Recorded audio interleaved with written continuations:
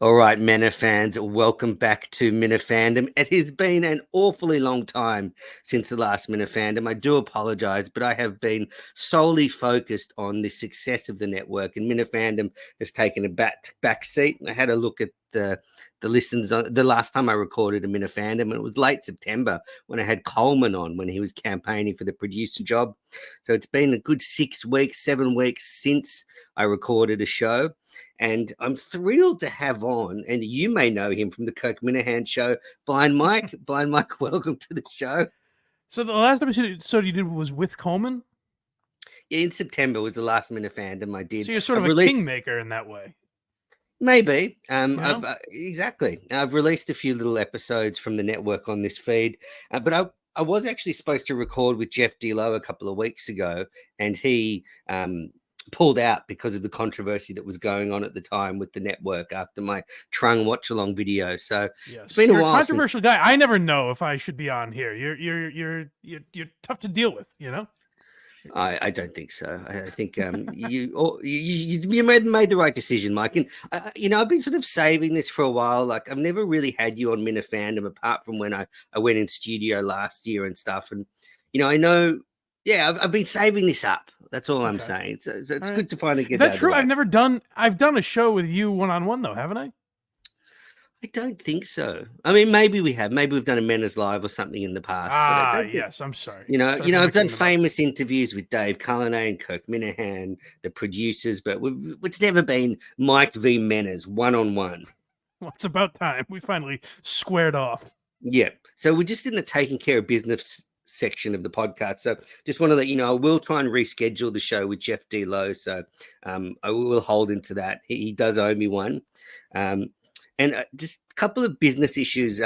Firstly, Mike, you're going to like this insult I received recently on Twitter.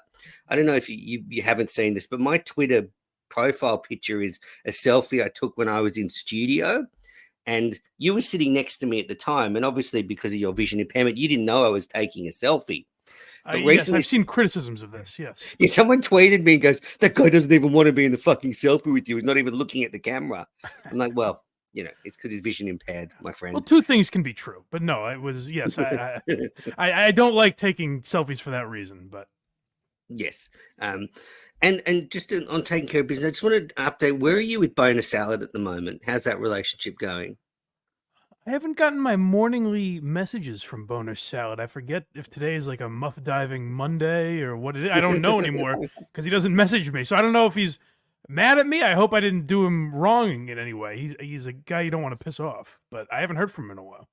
Yeah, either have I, thank goodness. I did block him, so that's probably why I haven't heard from him. What is your beat? Why were you holding him off the network? Were you scared? I was never holding anybody off the network. He would send these pages and pages and pages of these crazy messages, and I said, do your show, submit it, I will air it, no problem. Okay. I don't need, he was giving me like tons of bullshit about how he needs a production team, he needs a travel budget. I mean, he was just full of shit. Okay, so this is an issue of you two controversial guys going at it. You weren't worried he was going to take your crown or anything. Not that. No. I'm all business. No time wasters allowed on the network.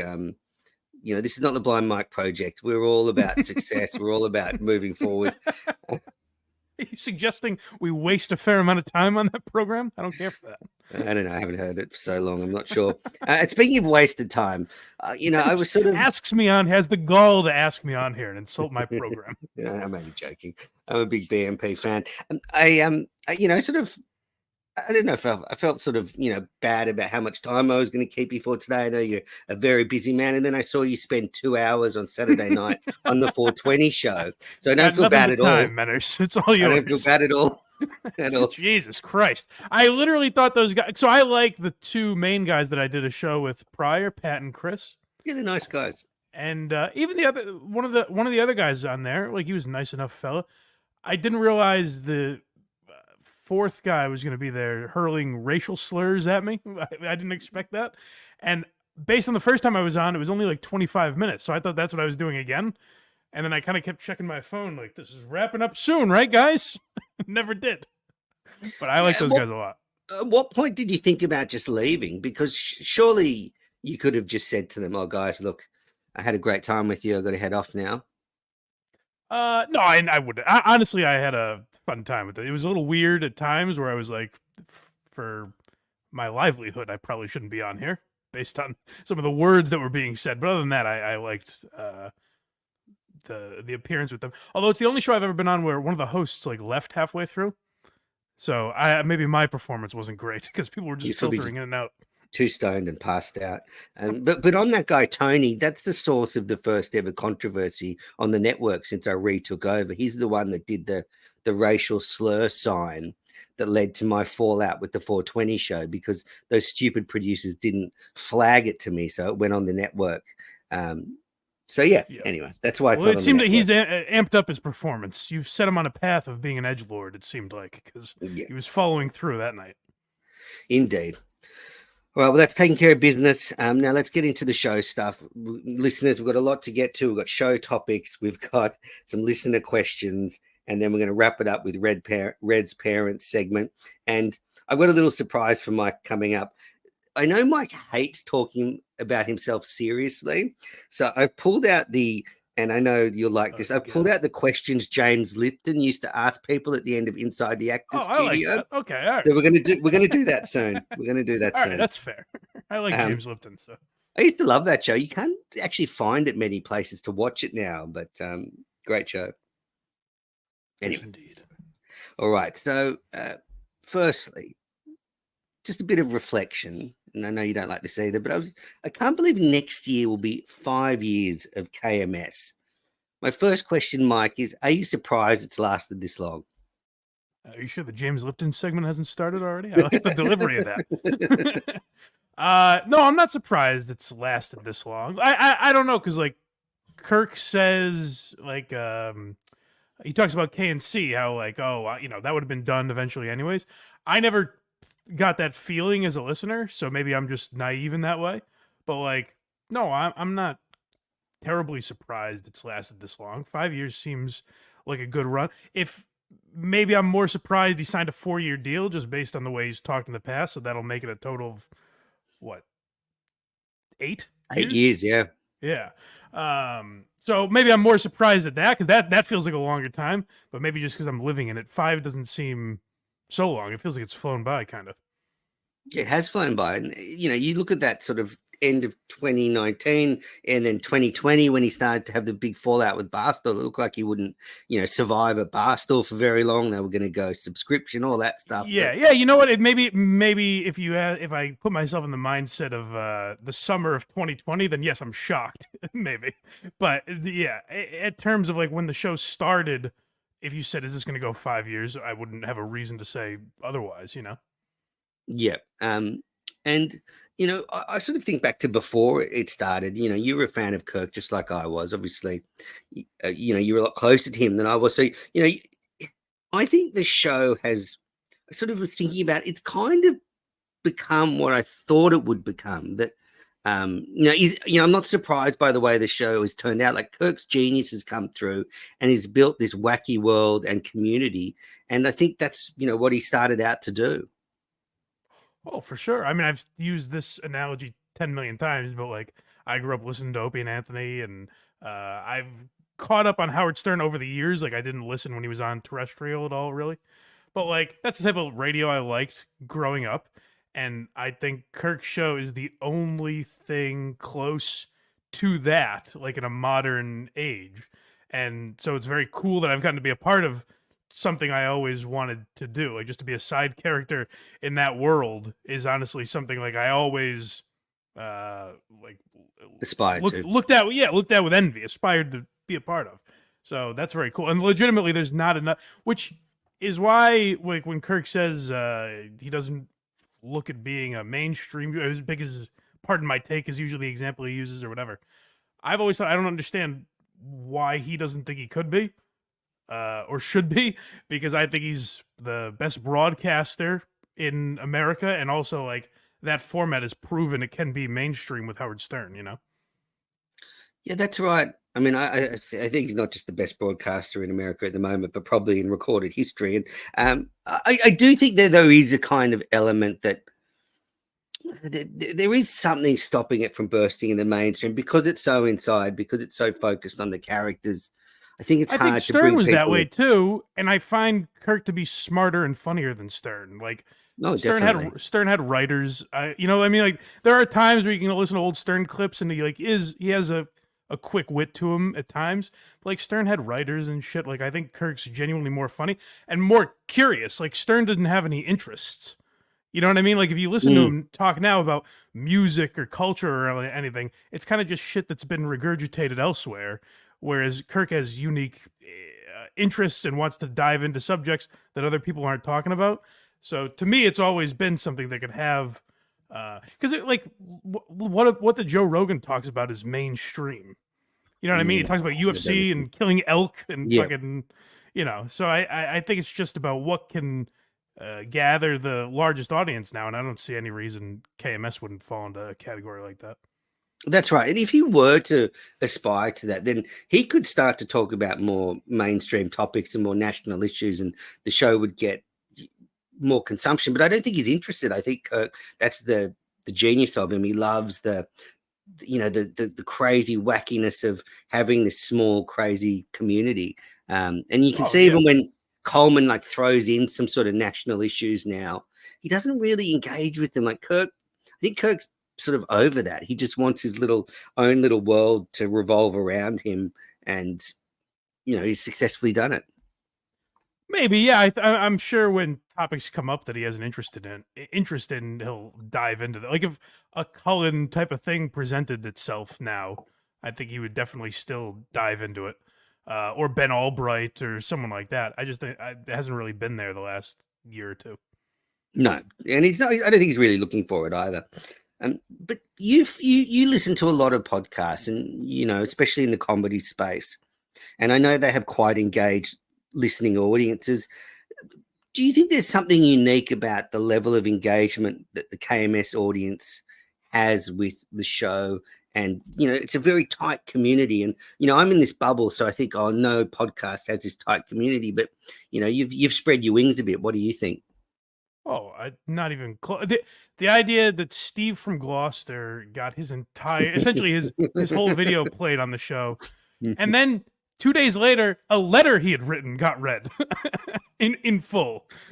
So yeah, there's not a lot of shows that would give a guy like that the time of day, or that can message the host or the producers and get a response, or even message the producer and get a seat on Friday or whatever. You know what I mean? There's not another show like that I can think of ever. No. Yeah, agree. You must understand the joy that I had when I listened to the Steve from Gloucester episode first. I was the first person to listen to it, and I was the one that. You can imagine how happy I was, Mike. I mean, it was the perfect kind of Minifan madness. And I have heard since then that letter that Kirk read out was sent prior to the recording of that episode, just for the timeline. Steve from Gloucester insists I get that out there. Good. And also Steve from Gloucester's asked me, he's not mad at all. He's asked me to ask you, Mike, what it was like for you being in studio when you called Steve from Gloucester. He asked you to ask. Did he really? Yes. Yep. It changed everything, Manners. Changed everything. Okay. I have to ask you, why did you take his? I apologize if you explained this already and I missed it or something. But why did you re-upload the video with his face covered? Well, he asked me in the DMs, "Oh, can you cover my face?" This is when Kirk tweeted it out. Yeah. And I said to him, "No, like that is an image from a show you've been on. Your face is out there. Like you've been on Mike and the Minifans." And so I said, "No, I'm not going to do it." And then he begged me, and then he sent me some emails about some personal stuff going on his life, which I don't know if I believe. He gave you the song and the sob story. Yeah, and in the end, Mike, unlike say KMS, the network is a bit of fun. I don't know how bad someone's mental health is. I don't want someone freaking out because their face is out there. So I thought it was quite amusing to upload it with a clown instead. Gotcha. Yeah, I'm a nice guy. Deep down, I'm a nice guy. And if he would, I don't know how. Yeah. If he was really suffering, I wouldn't want that from anybody. But my mistake was not waiting. I should have waited until after the main show was recorded and then done it, because for some reason I got a lot of flack just for helping out the team. Yeah, I'm sure. I don't know what sob story he gave you, but my response to him would probably be, and maybe I would have caved too, but I would probably say like, your face is already out there. What did you think when you sent this in? You know what I mean? And that's what I said at first, but he kept Yeah, begging. and then you can't win if you're a nice guy either, because now I think he's going in later this week or something. So Well, that's that. As soon as he said he would go into studio, I re-released that episode. Yeah, Because I wanted the one with his face and all the views out there. So I thought, well, if you're gonna, he was obviously lying to me. He was obviously just freaked out about the exposure that episode got. Anyway, he's also sent me an image now. There's a famous statue in Gloucester, and instead of Steve from Gloucester's face, it's going to be this statue now as the icon. So anyway. Oh, good. Thank God. Yeah. Okay, so one common thing about you at the moment, Mike, is everybody, the Minifans think you're comfortable and you're happy now, and nothing seems to rattle you. Is that right? Or do you still, I know in the past you would go home and your mind would be swirling about what happened on the show and you'd be a bit rattled. This was before maybe the blind camp, but now does that still happen? I would say I'm definitely better at it. I'm sure my cage could be rattled still, but I think I'm definitely better at it. And that's mostly because like at that time, like when I left, everyone refers to the fencing in the blind camp, but I would attribute it more to, I was in therapy like 3 times a week for that 4-month period or whatever it was. So it has a lot to do with that, and then I've been in like weekly since. And I was on medication for a while, so I think that sort of helped mellow me out. But no, I think my approach to it is a lot better. And like, I made fun of Julie on today's show for being overly sensitive, which like in this instance, no one's called me out, but I'm sure people could listen to that and be like, well, Mike's been a sensitive pussy before. And they would be right. But like, I'm also aware, like, when I am being a sensitive pussy, you can't do that on Kirk's show. You can't walk into that studio and be offended by jokes, even though I'm sure I have been many times, So you're in a better place. How so Kirk also seems, he'll still make fun of you and stuff, but he because you're not his employee anymore, you don't have that relationship that you had before, so it can be a lot more comfortable. Is that why you don't take any money? Not. I like the set. So in a sense, I guess so, because I like the setup now, where I go in, have fun on the show. Hopefully, I'm good on the show, and then I don't necessarily have to listen. Like, I felt like when I was doing like Mike and the Minifans and shit, I felt like I had to watch every YouTube show and like read every tweet and everything, because that's how I would get informed, make sure I was totally informed on everything going on. And then I would see shitty tweets about me and I would obsess over them and feel like I had to respond or else I was running away and all this shit. So like, I think it's more, I don't want to be an employee of the show because I like this relationship that I have with the show right now. And I also won't, I can do my own thing without like I was saying about Gus today, where like when you ask me, what are you doing, Gus? And he's like, I'm doing, like, he has to come up with like, almost an excuse. Like, that would give me a lot of anxiety, where I felt like every moment I had to think of, okay, what if they ask me what I did today, what am I going to tell them? And that, rather than like trying to be creative or come up with actual things to do, I was looking for things that would sound good if I had to explain them, which I think was probably a bad way to go about that, Yeah, I get it. You want to pursue your other stuff, but you don't want that pressure. And it's a bit like we were saying that 420 show where you spent 2 hours on it. Like, if you'd been an employee for the show, Kirk might be saying, what the fuck are you spending 2 hours? What the fuck are you doing? Yeah, right. If I'm on with Half Ride or any of that. Yeah, right. Yeah, that 2 hours could be spent on the show. So I do get that. And are you like happy with the way everything's going away from KMS, like Blind Mike Project, all that stuff? Like, is that making you happy? Very much, yeah. Why are you laughing? It's gone better than I thought, and like the Patreon and my YouTube now and the downloads and everything have grown gradually, like very small numbers, but gradually every month. So I'm very satisfied with it. Okay. And if there is anything you struggle with now, what is it? You mean like mentally? Just anything. Obviously, don't say anything too personal. Yeah, I mean, other than anything, I or... wouldn't say on here. Nothing comes particularly to mind.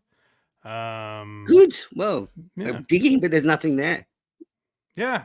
Maybe we'll find something by the end of this episode. Yeah, that's it. I know you don't like doing the live shows. I think we're not doing KMS live shows is probably better for you. Well, yeah, that's a good one. Like, I've gotten better at being less nervous, but that's another one where I feel like at the Plymouth show or the Portland show or the like the big theater shows, I feel useless because I can't see or hear anything.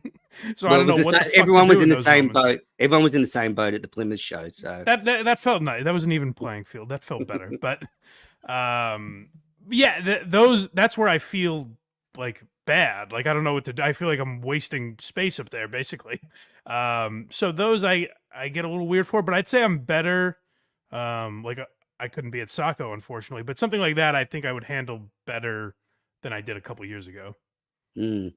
Speaking of Plymouth, it makes me think of our old friend Dave Cullinane, and I have wrestled with this a lot. I don't quite understand what happened to Dave at KMS, Mike. Like, you're closer to him. You had all those car rides. I was thinking about it recently. It was almost like, the Everest analogy. Like, getting a job at Barstool and KMS was like climbing his Everest, but he didn't really have a goal when he got the job. And I don't know, he went stale. But what do you think? Like, it was his dream job. I thought he was perfect for it. And then by the end, he was completely switched off. Yeah. And I think maybe the amount of time he spent on the case, like, I think he started paying less attention to KMS probably, which might be how Kirk wanted it even. Like, maybe that was the thing, like, focus more on the case. But I think when that happened, I don't know that he ever turned back out. Like, the thing I always look at is the Instagram, nothing being uploaded to the Instagram for 3 months. For whatever reason, that stuck with me, where I'm like, that seems crazy. But I think it's just because he knew, like, Kirk wasn't going to check it, so who gives a shit, or even he just forgot about it or whatever it was. I think stuff like that, he just got kind of complacent, where, like, at the beginning he was motivated. Remember, he started the website with all I don't know what the hell it was. Quickly. Like, he never got any interns. He never, he switched off pretty quickly. Yeah, I think he got very comfortable. I don't know how to describe it really, because I don't work with him in a way, like, if Steve lost interest in the show or whatever, I would have noticed because I dealt with Steve every day in that regard. But Dave, I didn't like work with exactly. You know what I mean? So I never noticed a drop off or anything. But I never thought I never noticed it on the show at all that he was like disinterested or anything. I thought he was the same guy all the way through, more or less. But he mentioned something towards the end that he didn't think the producer job would just be finding stories for Kirk to talk about, which I was sort of trying to read into that maybe you got a bit sick of that whole thing. You got to find 10 stories and hopefully Kirk talks about 3 or 4 of them. I don't know. What do you think? I don't know, because I mean, that's what Steve was doing, and like, Cullinane filled in for that month of July when we first started, and I assume Cullinane had stories to present then. So I don't know why he wouldn't have known that was the job necessarily. Yeah. Because if I was producer of the show, I would not run it that way. I would not turn up and my job being, I'm just going to feed 10 stories to Kirk and hope he nibbles at a few. I'd want a more collaborative effort. But, I just can't believe Cullinane, it's a dream job for him. And he's somehow just gone. He's gone. Like, would you say that's why you're not the producer? Is because you wouldn't have gotten a more collaborative? You've turned it down, essentially. Oh no! I would categorically be the producer if I was in Mass. Like, I've heard you say. I like that you say that, because Kirk has said absolutely not. I like that you've stuck to it. But he would have no choice, because I would have been brought in the producer search, and he would have been completely wowed by my skills and my overall production abilities. Is that right? Yeah, he would have just been unable to say no. Like, for the good of the show, he would have been unable to say no. Well, I do think Cullinane does want to be a bit of the star, though. I'm starting to get that, with the hits that I think he actually likes being in the limelight Yeah, more than. I never would have thought that.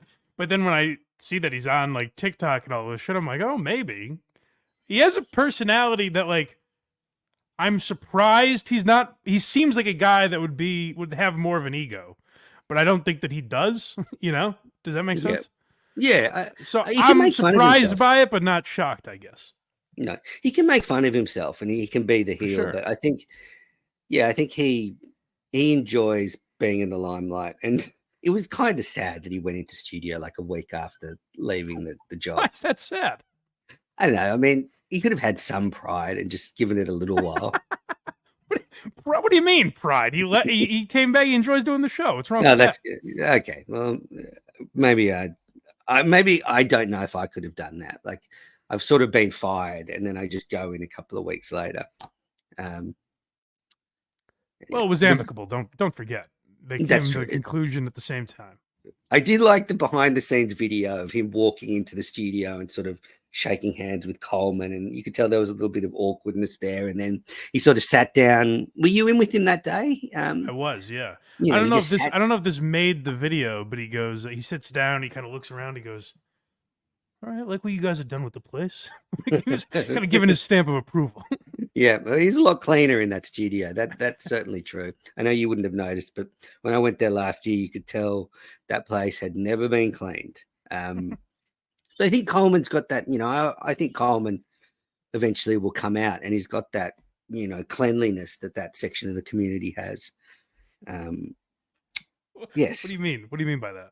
What section? Well, I think maybe he's batting for the other team, but he just doesn't know it yet. You think so? Yeah, I think that's the Coleman's in the closet. That's interesting. Now, Yeah. are you just saying that because he likes Harry Potter, or what is it about him? No, it's just everything. I mean, you know, certain looks he does, the way he talks about women, the way he talks about porn. Like, I just think it's maybe there's feelings inside of him that he hasn't explored yet. And Okay, I mean, he brought up having a porn star in his first day, but is that something a man in the closet would do? That's interesting. Absolutely, yeah, That's it's like a interesting. beard type thing. Interesting. I'll keep an eye. Speaking of the producers, so I'm going to ask you, if you had to pick two producers from the producer search now, so obviously not back at Socko, so you've seen what Gus and Coleman have done the last month. If Kirk says, all right, Mike, you're in charge, pick me two producers from the set of producers that applied. I'm not available. Who would you pick? I think probably Will. Coleman and Will. Coleman and Will. Okay. I think probably Coleman and Gus still. Like Really? Well, here's the problem with that question. Is I think both those guys have been good on the show for the last month or whatever. Okay. But also I'm not up on like what Mick has been doing. I mean, I was in with Mick once, but other than that, like I don't know what he's been doing. So we just have much more of a sample size. I've missed the latest episode. I apologize, but we have much more of a sample size of what Coleman and Gus are doing. I can't say like, oh well, now of course Montante would be a better choice because there's been nothing to show that. You know what I mean? Well, I mean, Montante's been hosting the Jerry Callahan podcast. He's got on to bigger and better things. Which would show Menners, if you remember, that would be bad. I can't remember. Steve units, E1, vibe something. unit. It'd be something. Yeah. It'd be bad something.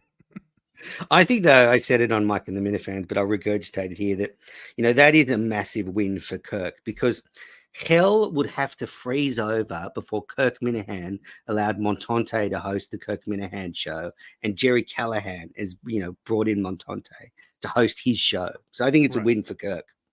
I would say so. It's also weird, like just that whole scene where it's like Jerry, Craig, and Alice. It's like, why does Jerry? Montante, Craig, and Alice.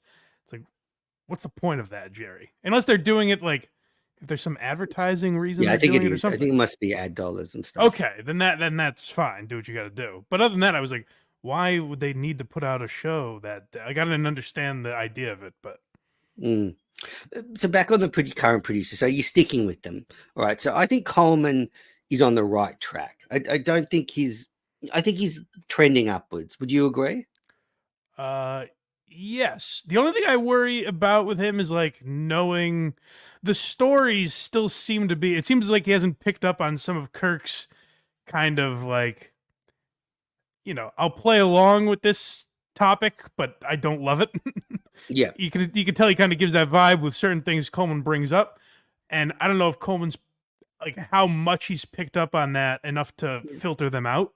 He brought up some footballer today on the show, and Kirk was just like, I don't even know I don't care about that guy. Like, Yeah, it seems like Coleman's a guy who applied to be a producer of Barstool Sports. Like he didn't know what Kirk's show was when he started there, which is not a fault of his, I don't think. But like that's just how he was a fan of Barstool, and I think you can tell that in a lot of his stories.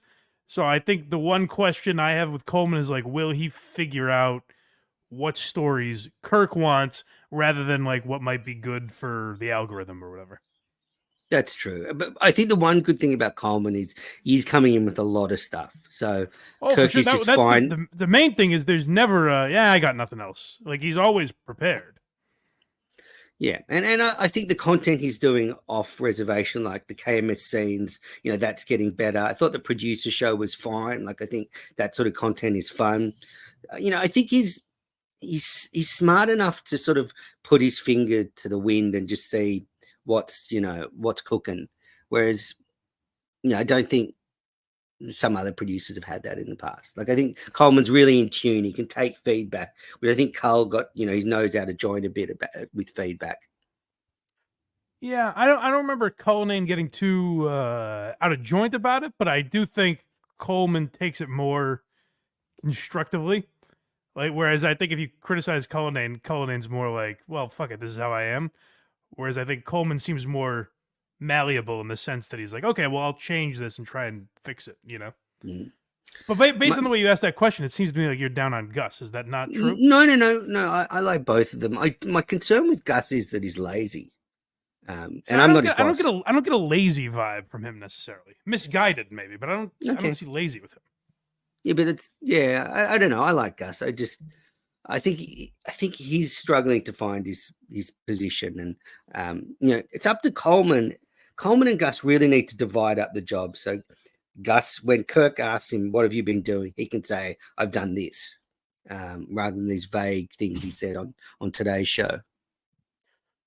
I suppose, yeah, but I think sometimes I think with what Gus's job is, like there's going to be some producer stuff. He should be looking for stories and cutting clips and all that, sort of technical stuff.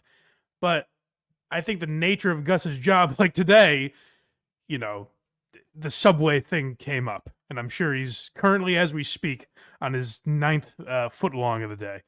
But every day, I don't think necessarily warrants something like that he can go out and film or whatever. Oh yeah, so I think that's definitely. where a lot of his job is, where it's like there's going to be days where he has to spend 10 hours on some ridiculous bit, and there's going to be days where that just doesn't happen.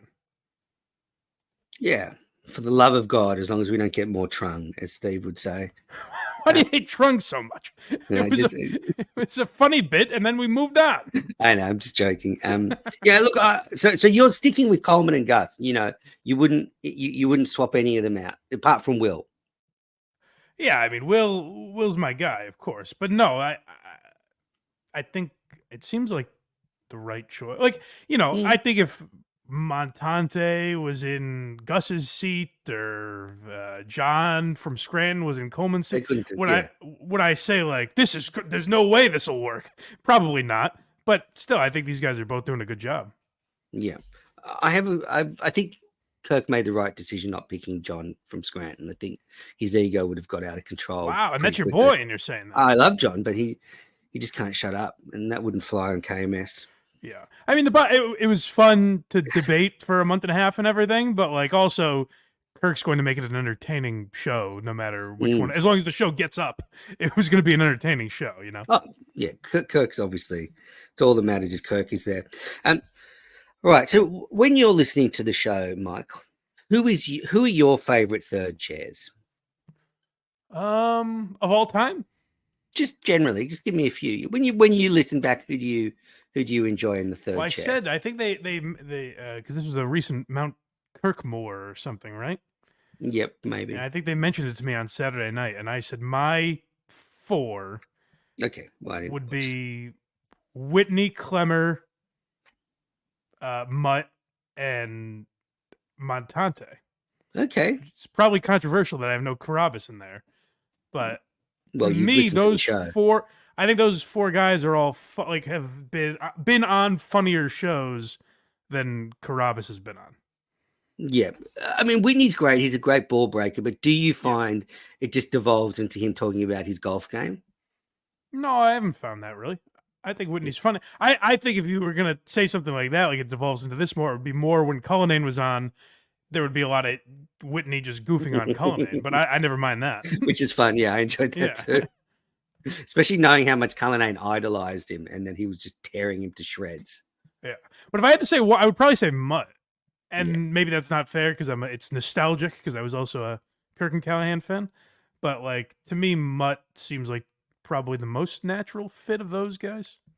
Yeah, I love Mutt on the show, and it is a predisposed bias to all those years spent listening to him at EEI, and finally having him on the show, I think it's fantastic. Yeah, He is A plus, and who else? Montante he's just a good hanger, Montante, and I identified this a long time ago. I could just see his talent, like he's just good at just shooting the shit, like one of the boys.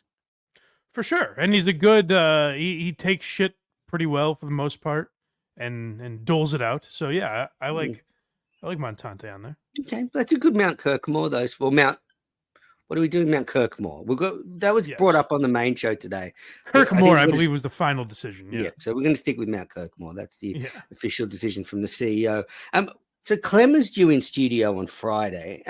You guys have had a really bad falling out. I know this, deep-seated rivalry between the two of you. Yeah. Where is that at? Where is this, titanic battle at? I don't know. I don't know how much of a battle it's been. I'm fine with him. I don't know. My guess is he passive aggressively dislikes me, but won't say it. That would be my guess. Yeah, Because like we goofed on him for the thing, like unsubscribing to my Patreon, and he got mad at Craig, which it was my fault. If you want to put fault on someone, it was me. Craig said it to me privately. I announced it on a major podcast. So that would be my fault, but he was like giving Craig shit. And then there was something else, like when he was in last Christmas, I said something about him before I left, like kind of criticized him or whatever. I forget what it was even. But the next time he was in, he kind of gave like a politician's statement. And it was like, oh well, Mike's entitled to his opinion, that sort of thing. So I assume he doesn't really like me. I don't have a real problem with him, but I just think like his approach at Barstool was very weird. And like when certain stuff comes up on Twitter, like at a theater near me last week, it was weird that he, again, the politician's statement, it was weird that he put out a statement like, the show has done so much for me, and if I've disrupted that in any way, it's like, what are you doing, Chris? Just have a little fun with this. What's going on here? Do you think he's been a bit fake since he went to Barstool? Like he's kind of putting on a bit of an act? I guess that's what I'm saying in a way, but I also don't know him, so I don't know what the real Chris is or isn't. Like I have no problem with him getting a job there and doing what it takes to keep a job. I mean, good on him. I mean, he's done great for himself. But he went from shitting all over Barstool and saying how, if you go back, there's enough tape of him saying what he thought about Barstool, and then as soon as he sort of got a sniff of attention from them, he dropped everything and he's gone into a different persona. But I think there's an element that's hammed up for the content. But I think he genuinely loves baseball and. He is a good writer and he does work hard. So there are things that I think are true to himself. Sure. I find it odd, like the things that technically got him hired. I hate that it's been a year and a half and I'm still bringing up the 1999 Mariners, but but like that was a funny thing and I was legitimately following along. Yeah. Like he had me rooting for an old baseball team that he had brought back on some computer video game. He had me following that along, and that would have been a funny thing. Like that's perfect Barstool to me, honestly, is something silly like that people can follow along with. but like he was embarrassed. I think he wants to be taken more seriously than he is sometimes. Yes, and I just think it's kind of amazing that, so many Minifans had this dream when Kirk started. Like when Kirk would, started the network back in 2020, there was probably, 50 Minifans that had this dream that they would be, pulled from obscurity by Barstool and, made famous. And if you'd said to me that's going to be Chris Clemmer, I just don't think anyone would have believed you. No, it doesn't. He doesn't fit the stereotype necessarily. But what's weird is like we say that, but he seems to fit like a glove there. Like they all love him. So he's done something right. Yeah, definitely. All right, a couple more, then we'll get into the Inside the Actor Studio questions. But I actually just want to finish with this. So I went into bat for you on this ill-fated top 50 list. I had you at number 2. So my rationale was Kirk was obviously number 1, and Steve, although he had a very big impact, he left the show a long time ago now, almost 3 years ago or 2.5 years ago, and your impact has been far greater over a lot longer. Do you see yourself as the number 2? I would say the only thing that goes in my favor is longevity. Like I've just been around longer. So my only argument for me being at number 2 would be like if you became a casual listener 2 years ago, or more than that now, 2.5 years ago, whatever. There's a chance, unlikely, but there's a chance you could go through listening to most episodes without knowing who Steve is. Whereas you couldn't, like, I'm there, but 2/3 of the time. So that couldn't be the case with me. That's my only argument for me. Other than that, it's just about like playing favorites. Either like I hated Steve and liked Mike, or hated Mike and liked Steve. I think we're pretty even in that regard. But just me being around longer, I think would be the only argument I have in my case. Well, you've done so many more shows than Steve at this point. Plus, you are Kirk's number 1 sidekick or co-host, as you were introduced in that podcast a couple of weeks ago. I corrected them immediately. Tim and Canton, when we were debating this, it was Gus Mayo and Tim and Canton. Gus and Mayo were pretty sort of on the fence about you being number 2, like they were leaning towards you. But Tim and Canton, I don't know what, he just loves, Steve's Republican stance. He was just desperate to have Steve number 2. He was just, I don't know why, but he he started the show with Kirk. Yeah, I think if we did this, it might not work with the way the list is now, but like if we were to do this 2.5 years ago, I think Steve definitely would have been number 2, probably, right? Over me. Yeah, so if you look at it that way, yeah. You know what I mean? So like I think if you look at it that way, there's certainly an argument for Steve there, because him leaving the show doesn't take away what he did in that 2 years, So I also think, and think of how many jokes came from Steve, and even still today, like just today, we played clips of him saying, calling the Chinese and woke liberals communists, or whatever he did. So like even today, there's Steve content around. So like I don't think it's a crazy argument to put him ahead of me. It's not crazy, but I don't think it's right. And I try to make the committee lock down on criteria for the top 50 list. And I've said this, but I'm going to do a proper top 50 list early next year. We're going to redo it in 2024. Steve from Gloucester's on the committee. He's definitely on the committee. He was one of the first applicants. But my thing was, it's about impact on the show, and it's about length of time of that impact. So that's where I think your impact on the show over the 4.5 years has been far greater than Steve's was in the 2 and a bit years. How's this for a take? I think there's a chance, but by the time the show's done in 3.5 years, 4 years, whatever it is, Justin could be ahead of me and Steve. Justin? I think it's possible. Why? He's not. He doesn't work for the show. He keeps knocking back jobs. Yeah, but he keeps knocking back jobs. You go in at least. That's the thing. He keeps refusing jobs.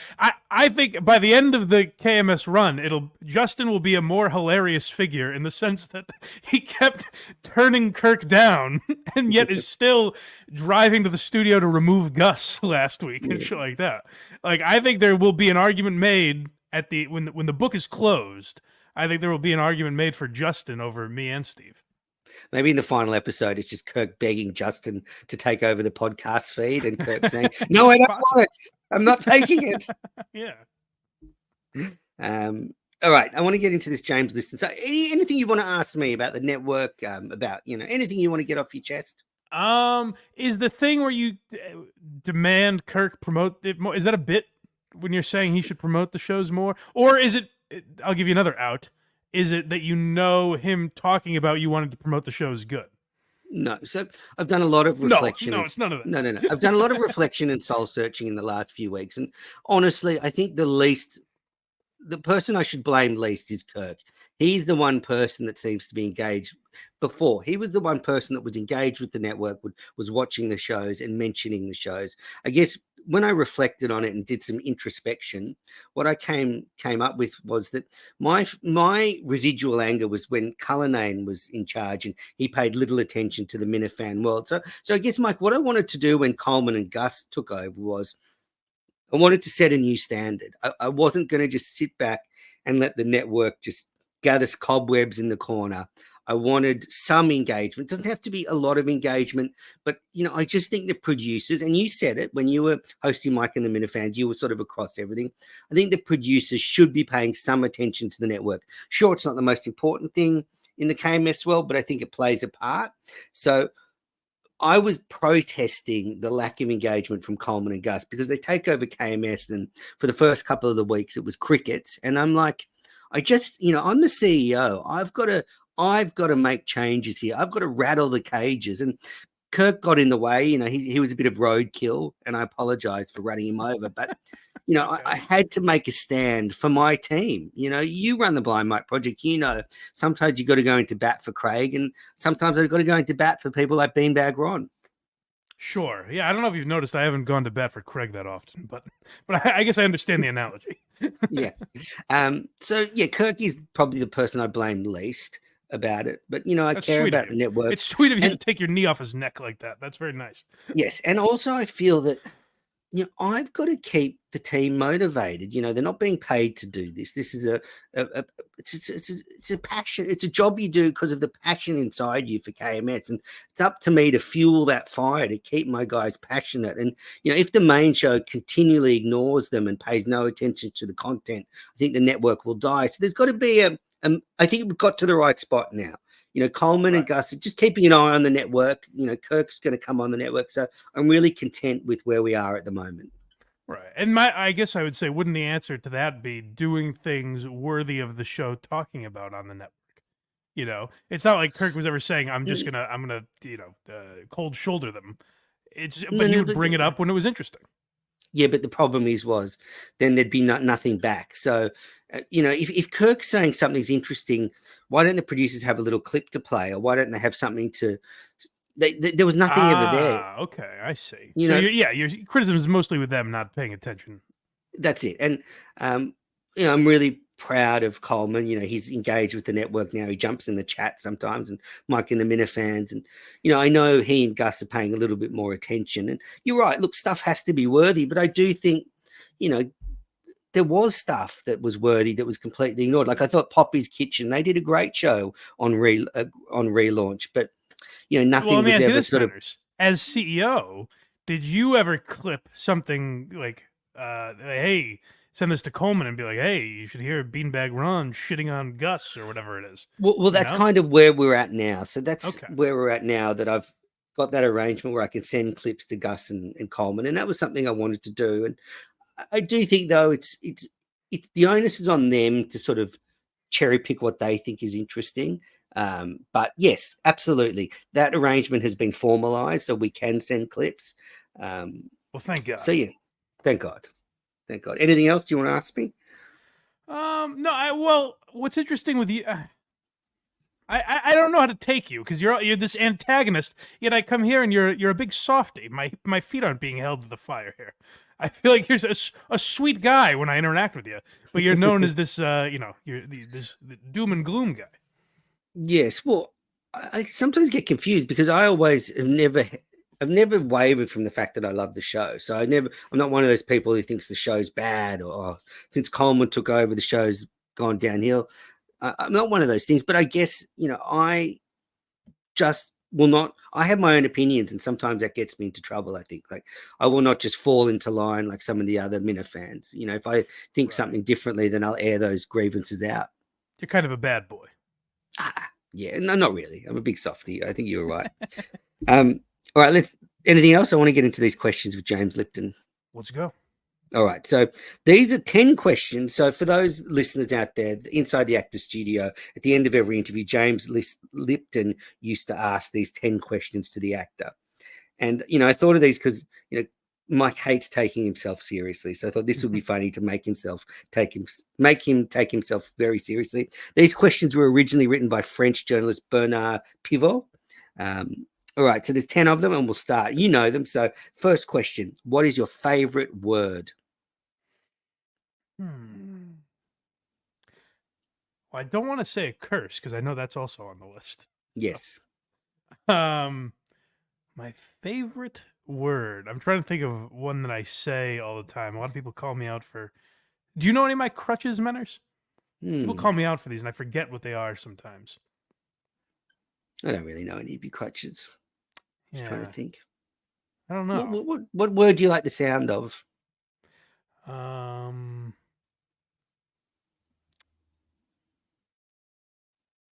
Snafu. Snafu. There we go. Yeah. Your favorite word is snafu. What is your least favorite word?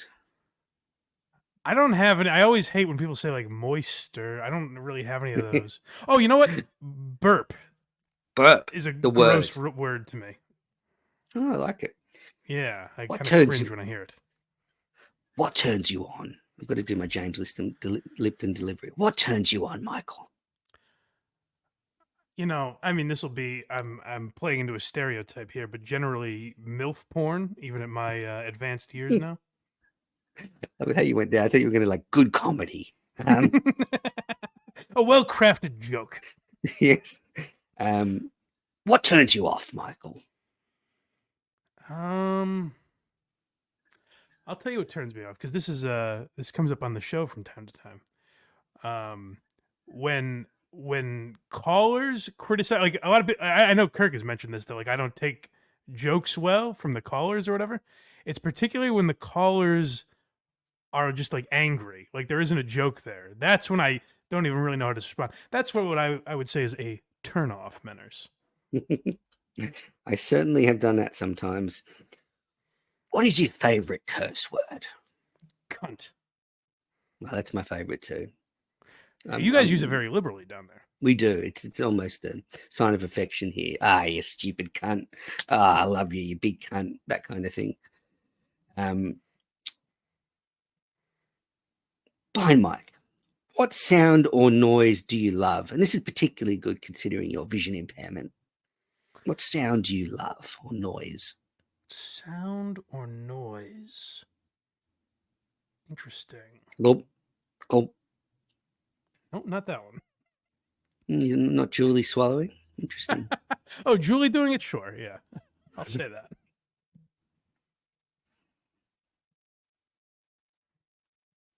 When Albert unzips your pants, I don't know. Nothing sexual. Sexual noises, if I was just listening to them, would kind of gross me out. Let me think here. A nice summer I love the rain.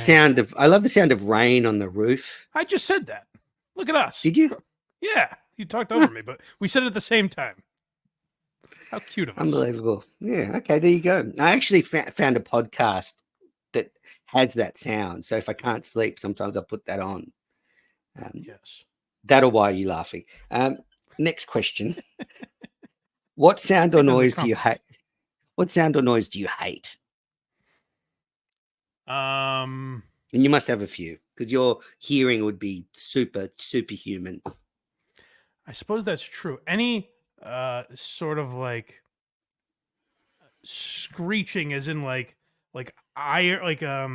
chalkboard. If a car has like a squeaky door or anything like that, any sort of metal, like rusty metal, that sort of shit really bothers me. Like when Clemmer gets angry.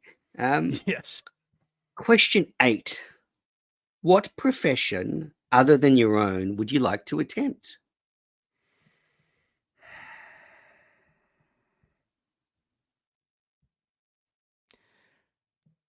I guess stand-up comedy would be the most reasonable for me to attempt.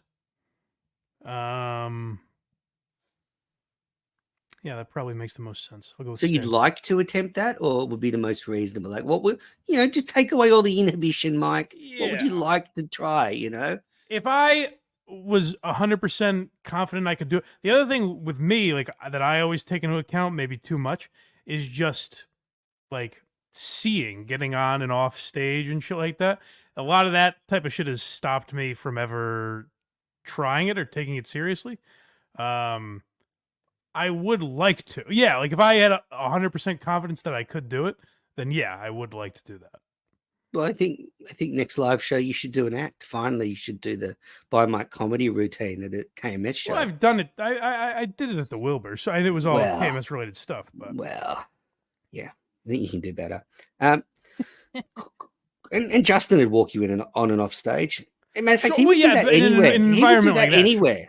He would do that anywhere. If you said I'm Yeah, doing a, he would drive you to the end of the earth and walk you on and off stage. he certainly would. Question 9. What profession would you not like to do? And you cannot use being employed by KMS.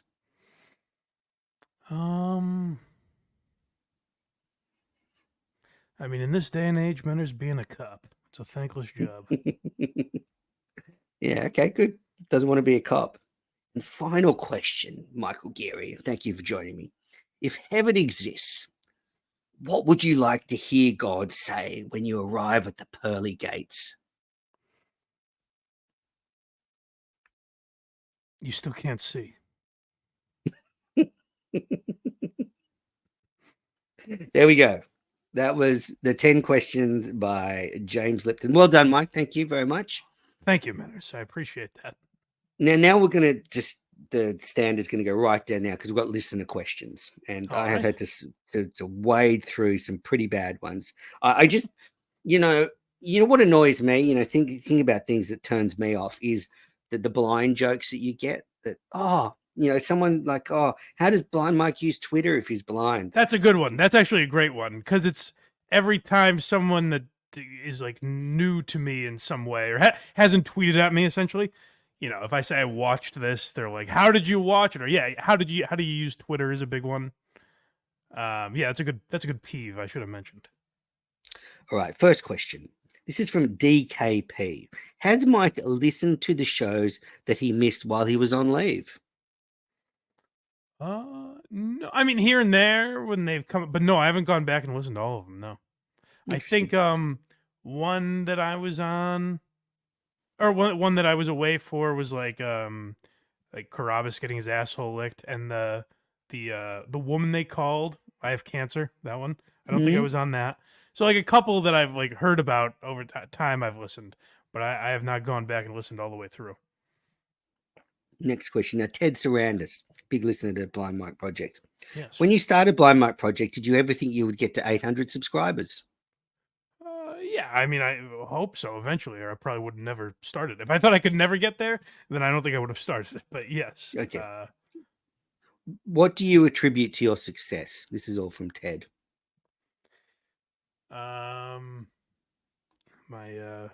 My quick wit and personality. Okay. I don't know. I think on Kirk's show, my best quality is the ability to roll with a bit, like something I pick up on. Definitely. That's funny, like continuing with that. So I guess Absolutely. that would be an attribution. He's asked, will Menners ever be invited on Blind Mike Project? Well, you're not a fan, Menners. It wouldn't make any sense. I agree. He doesn't even want it. All right. A couple more questions from Ted, but we'll skip them. He's had enough. Barstool Advisor. He just wants me to thank you for your kind words towards him as host of Mike and the Minifans. You must be proud of the way he's doing. Did I say kind words about him? You must have. Okay. Well, yeah, no, he's doing a fantastic job. He's done the name proud. Chrissy Methuen, when is Tony in Wakefield going to be covered on Why Are You Laughing? Now, Tony is that moron from Saturday night. Oh. Well, I like to give it a few years. You know what I mean? Like, I think next year is 5 years since Shane Gillis got fired from SNL. So I was thinking like that could be 5 years is an appropriate amount of time. So maybe in like 5 or 6 years, I'll cover Tony. Definitely. Kesa, number 1. Can we get another blind mic drawing t-shirt? The OG Kirk drawing is still my favorite KMS shirt. Maybe of Manners. Yeah, I mean that's up to those. That's a Coleman call. I don't know. I don't have a problem with it if they put it up. I guess if that's what you're asking, but I think that would be up to Coleman. And you do another drawing if asked? Oh, like a new. Yeah. Would you do a new sketch? Yeah, I don't know what would the second drawing be because the first one was Kirk. What would not be a disappointing follow up? Yeah, I don't know. Certainly Manners would be a disappointing follow up. Anyway, it's a good question. Thank you, Casey. Number 1. Jesse James. When Kirk is in the mood to throw things, how scared are you that you're going to take some friendly fire? I wouldn't say I'm scared. I don't think he would. I don't think he would throw anything that could physically hurt me at me. Maybe a pen or a highlighter or something. But yeah, I don't think he'd throw anything at you, but he might throw something like it at the TV and it bounces off and smacks you. I think that's the issue. Oh well, yeah. I've lived in blissful ignorance because I haven't really thought of that. Yeah, I'll see you going in next week with like a gridiron helmet on or something. Couple more questions. Andy Mayo, did you ever end up watching The Shield? No, he's asked me this for many years. I still have not seen Michael Chiklis in The Shield yet. Terrible question from Mayo. Will the blind, this is from Michael Mazzarotti, who asked like 10 bad questions. This is about the best one. Will Blind Mike and Blind Mike Project ever do a live show? Yeah, I'm sure. Yes, at some point. I'm not like anxious to do. I'm not, on the edge of my seat, chomping at the bit to do it. But yeah, I think we will at some point. I think it'd be great to do it. Like if KMS is doing a live show somewhere on a Saturday, wouldn't it be fantastic if you could do a show on the Friday night and then? Well, I've done that with Michael Minifans. That's what I'm saying. Yeah. Like it would be a good way of, giving everyone an opportunity to go. Oh yeah, for sure, something like that. But the thing is, like, if I was gonna do a blind mic project, like, I'm aware it would be all Minifans there, but I would also want people to want to go for the show rather than just being nice and buying a ticket. You know what I mean? So that's that's my hesitance to do it. I think people would definitely want to go. Maybe someday. Last question. This is from Minifan Therapist. Does Mike think Kirk has softened over the last few months? And if so, why? I mean, I watched the TV get smashed like a week ago. So, no, I don't think so. I do think he has definitely softened a lot in the last couple of years, though. I mean, I don't want to go into like... softened how? Like, is he more mature now where he might not smash a TV as often? Or is it... like, softened sounds like a negative connotation, but I don't think of it that way, really. Yeah, I don't want to say like he's, soft as baby shit or anything, but I just think he seems in a good place with the show, with his life. I'm not even going to psychoanalyze it, but I just feel that... No, it's not. Absolutely not. I'm not saying it's not a bad thing at all, but I just think, you look at the way the show started, coming out of EEI, all the problems there, starting the show. I feel like now he's just more comfortable. Yeah, so now he's more like a guy who didn't just get kicked out of a city or leave a shitty situation with an activist hounding him day and night and all that. That's shit. it. Like, I think that's a natural. Yeah, that's natural. I would assume if that's not in your life anymore. Like the idea that doesn't. I mean, to say it doesn't get talked about enough. I know every Minifan knows, but like the idea of having Bob Murchison in your life does seem fucking miserable. Like I don't know how anyone could take that really. That's just a plague to have. Like especially, I think it gets overlooked because it was a job in like a podcasting job, so Kirk could talk about it in a funny way. But imagine you're a fucking salesman. You know what I mean? You're just a 9-to-5 worker or something, and you have a guy like Bob Murchison in your life. That's hell. Definitely, and he also like he early on when Steve was there, he did those episodes where he really killed Steve. But even with Cullinane and the Plymouth disaster, he never really went off at him. He just did the whole "I'm disappointed in you" act, and it Yeah, made he went Cullinane off on quit. Cullinane a couple times. I remember there was an episode where he came in. I forget exactly what happened, but it was like Cullinane kept texting him, being like, "Oh, it was something Wasn't like it that story about his that he kept father-in-law locked ignoring? his keys out of the car at his Yes, house or that's it. something like that." It was something like that, and there was a 10-minute episode or whatever in Kirkland. So like there's still instances like that, and like, he just blew up on Gus last week. So Yeah. we'll see. I mean, I think he's said a couple times like he understands it's a learning process with those guys. So maybe he's going easier on them in the first month and a half than he will in a year and a half. But no, yeah, I wouldn't say softened. I would say more. He said a few times he handles things more maturely maybe than he would have in prior years.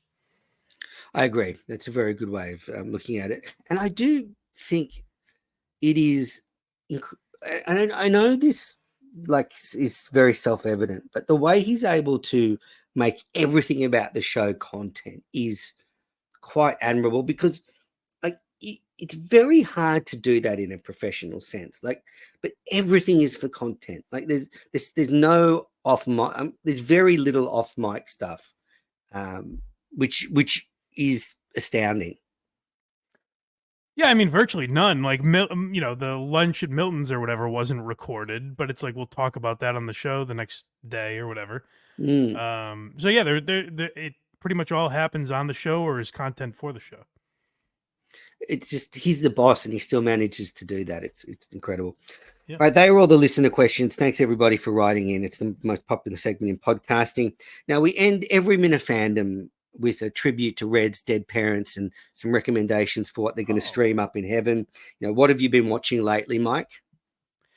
I need a good show. I've watched a couple movies recently, and a couple comedy specials, but I don't have a good show that I've. What movies did you watch? I mentioned today I watched that Ray Romano movie, Somewhere in Queens. I thought it was pretty good. Yep. I recently watched a movie on YouTube called Punching the Clown. It's about stand-up, and I thought it was very good. So check those out if you want. I want to watch. I have on my list the Stallone documentary that Kirk mentioned. Yeah. The Killer that he mentioned today, and then there was another documentary. There was another documentary he mentioned today. I can't remember it though. Okay. Brilliant. But yeah, those will be on my list to stream. But yeah, if anyone has a good show on like Netflix or HBO to sink my teeth into, let me know. All right, I've got a good show for you. Do you have Paramount Plus? I believe so. Yes. So there's a really fun new comedy on there. It's called Colin from Accounts. It's just premiered in the States on Paramount Plus. It's an Australian show, and the stars are friends of mine. They wrote it and produced it. But yeah, it's right up your alley. It's a comedy, about half hour an episode. Colin from Accounts. Colin. Yep. And I recommend all the Minifans go and watch it. A really good friend of mine is the star and his wife. And you would have seen them. Both of them have done a lot of stuff in the States. She was in American Auto, and he was on Evil and stuff. But yeah, Colin from Accounts. I watched The Killer last night. It's funny you mentioned that. I thought it was pretty good. Sort of out of 10, probably 6.5, 7 out of 10. Very watchable. Probably a bit slow at times, but a good show. How about for someone like me? Because I know, like, action movies I get lost in because no dialogue. Would I like it? Yes, because there's a sort of an internal dialogue going on with the main character. So gotcha. Yeah, okay. I watched it with my eyes open, so it's hard for me to give you a proper answer. But I think I understand. I think you'd enjoy it. right. A couple of other things I've watched recently. There's a new show called Lawman Bass Reeves from the Yellowstone family. This is, I think, about the first African-American U.S. Marshal. I've watched 3 episodes of that. It's pretty good. If you like a Western, you'll definitely enjoy this. Okay. And then I watched 2 movies recently. I'm going on a bit of a war thing. I watched The Dirty Dozen, which does not hold up now. It's I think from the late 60s, or it's terrible. Don't watch it. It's really does not hold up at all. And then I watched Saving Private Ryan. And that kind of doesn't hold up for me anymore either. Like it's the action's good, but I don't know. There's just too much Spielbergness in that film for me to really dig it. I get what you're saying. I like aspects of Saving Private, but I think I know what you mean with that, where there's large chunks that aren't great, Yeah. and the ending is kind of silly. Yeah, the ending's silly, and yeah, it doesn't grab me. There's a lot better war content out there, Band of Brothers, for example. So that's what I've been watching. I recommend Colin from Accounts. Well, Mike, thanks for joining me on Minifandom. It's been great to catch up. Hopefully, I'll be in studio next year. We can have an in-person reunion again. Because I've still actually never been in studio on the main show. That's a goal of yours, I assume. Well, not anymore, because I've seen who's been in there, so it's like it's not a huge achievement. But it's funny that I kind of paved the way. It's funny that I kind of paved the way for everybody. Like a bit like the network, I was breaking down barriers. You think about the great, Malcolm X, Martin Luther King, Menas, people that have made great change. I was, bashing my hands on the desk that Minifans should be allowed in studio. Kirk went through that phase where he didn't want to. And finally, when he listened to me, I think actually it's really enhanced the show because we get all these wacky characters in there. And even if it's only once, it just adds to the world. So, yeah, they can all thank me. Right. Yeah. I'm sure that's how he views it, is finally listening to Menners. Exactly. All right, Mike, I'm going to stop the recording now. Thanks very much for joining me on Minifandom. Listeners, go and support Mike on the Blind Mike Project and Why Are You Laughing or Why Are They Laughing? Don't say that. Hilarious. Don't laugh through that. BlindMike.net, folks. BlindMike.net. I'm just joking because as if anyone who listens to this show is definitely subscribed already. But yeah, I'll be back soon, hopefully with Jeff D. Lowe.